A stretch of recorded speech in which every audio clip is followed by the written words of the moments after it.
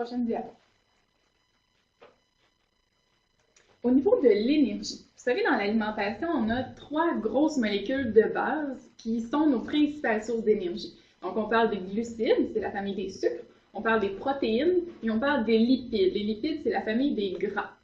Donc, dans les glucides, ça va être important de privilégier, là, je vous dis un petit peu l'enseignement qu'on va faire finalement avec le type de clients qui sont aux prises avec des problématiques articulaires, inflammatoires. Donc, on va travailler à toujours avoir un niveau constant de glucides sanguins, finalement.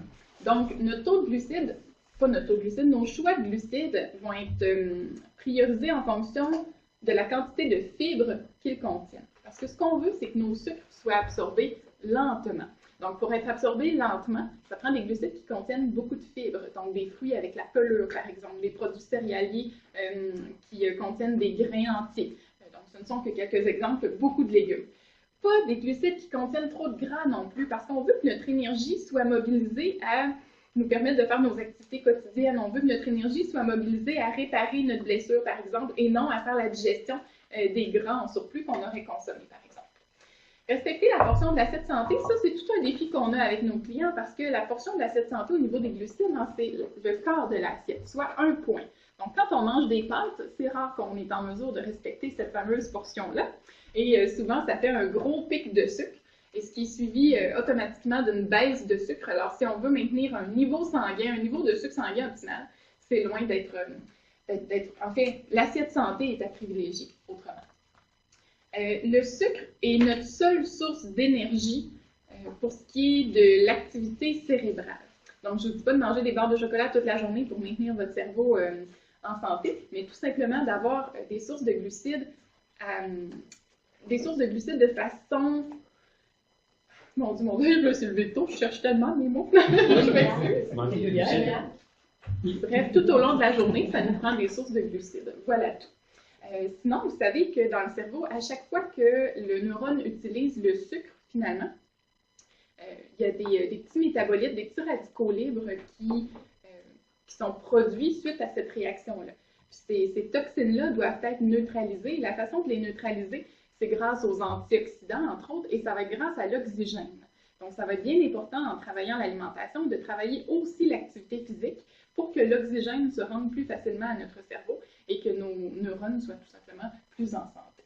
Donc, vous avez les sources de glucides ici. Au niveau des protéines, ça va être important de prioriser les protéines maigres, tout simplement, en fait, pour la même raison qu'on ne veut pas canaliser notre énergie à faire la digestion des gras. Et puis là, histoire d'avoir votre attention, là, quelles seraient les sources de protéines maigres selon vous?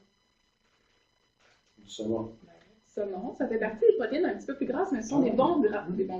Donc, mais le poisson, en général, serait une bonne réponse. Légumineuses. Légumineuses.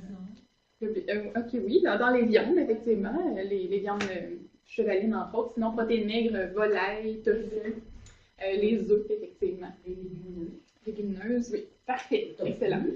Oui, c'est bien. Donc, on respecte encore une fois la portion de l'assiette santé. Puis, ce qu'on veut, c'est toujours accompagner notre source de sucre dans l'assiette d'une source de protéines. Parce qu'encore une fois, on souhaite que le sucre entre de façon graduelle dans notre sang. Visualisez une protéine comme une grosse pelote de laine. Donc, ça prend du temps, là, voir le bout. Donc, la protéine, c'est la même chose. On a besoin d'énergie, finalement, pour la digérer en entier. Donc, ça fait en sorte que notre énergie est absorbée plus lentement. Et finalement, au niveau des gras, bien, ça va nous prendre des bons gras. Je dis souvent à la blague, on est fait de ce que l'on mange, mais vous savez, il y a des bons gras et des mauvais gras. Hein? Je dis pas ça à la blague, en passant, je suis très sérieuse quand je dis que nous sommes faits de ce que l'on mange. Mais ce que je dis à la blague, c'est l'exemple suivant. Prenez une livre de graisse Crisco, là, vous savez à quoi ça ressemble. C'est dur à température pièce. Et vous prenez une bouteille d'huile, c'est liquide à température pièce. On est fait de ce que l'on mange. Alors, quand je vous dis consommer des bons gras plutôt que des mauvais gras, bien, finalement, si vous visualisez un neurone et que vous l'imaginez entouré d'une couche de graisse Crisco versus d'une couche d'huile d'olive, bien, il y a un neurone qui va permettre une transformation, pas une transformation, mais une transmission des informations beaucoup plus facilement, donc dans le milieu fluide, que si on a des neurones entourés de graisse Crisco, justement. Ce n'est qu'une image, mais en soi, il reste que c'est comme ça que ça se passe. Puis, on essaie de diminuer les mauvais gras. Je reviens à nos cas cliniques, finalement, ou à notre sujet qui nous intéresse. Si on veut diminuer les douleurs articulaires, on doit diminuer les processus inflammatoires. Et donc, les mauvais gras qui se retrouvent, entre autres, dans les viandes rouges, dans la charcuterie, et dans tous les produits transformés qui contiennent des huiles hydrogénées, par exemple, l'huile de palme et autres. Donc, vous voyez qu'on a quand même beaucoup de choses à voir avec ces gens-là en fonction de leur niveau alimentaire actuel. Tu peux passer à la prochaine diapo. L'oxygène, je vous ai dit, bouger, on doit oxygéner notre corps, et sinon, nos antioxydants, bien retenez que c'est dans tout ce qui est coloré. Donc, ce sont des petits détails. Hein. Si, admettons, votre patient, votre client, pardon, il n'est pas prêt à rencontrer un nutritionniste ou à faire une démarche nutritionnelle, mais c'est quand même des petits détails que vous pouvez lui mentionner, entre autres le respect de l'assiette santé, puis beaucoup de couleurs à tous les jours là, dans son assiette. Oui. Par rapport à bouger, excusez, ça fait 2 fois dans la dernière année que j'entends qu'il y a des recherches qui démontrent que quand on dit bouger, souvent on pense à activité physique, exercice, bon, pas nécessairement entraînement intensif, là, mais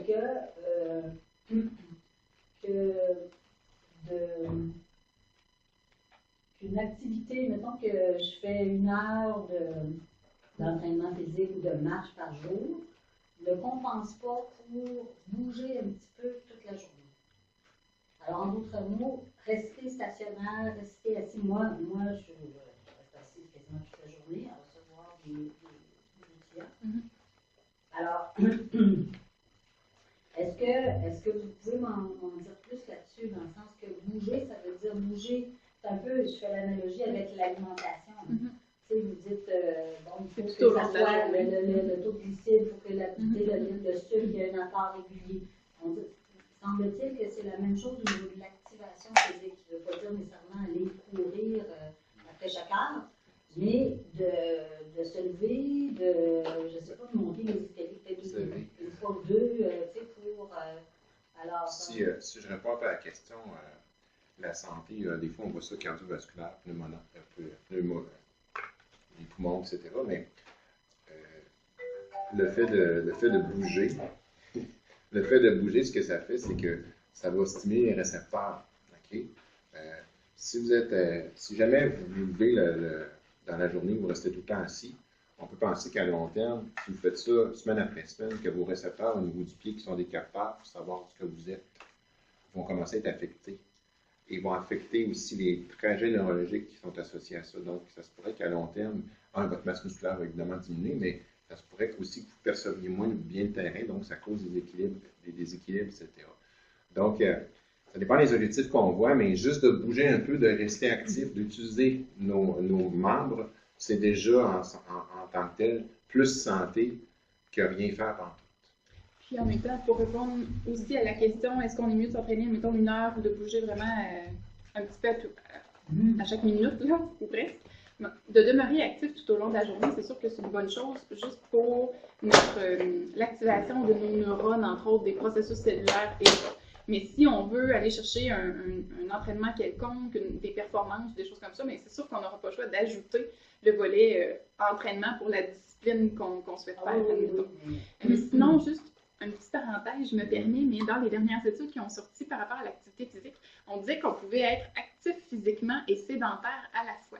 Donc, ils ont réalisé que les gens qui sont actifs physiquement, mais qui font quand même beaucoup de temps d'écran, c'est-à-dire le temps devant la télé, l'ordinateur, avaient une sensibilité à l'insuline qui diminuait. Ça veut dire que ça favorise l'accumulation de gras abdominal et donc, ça favorise la production d'inflammation.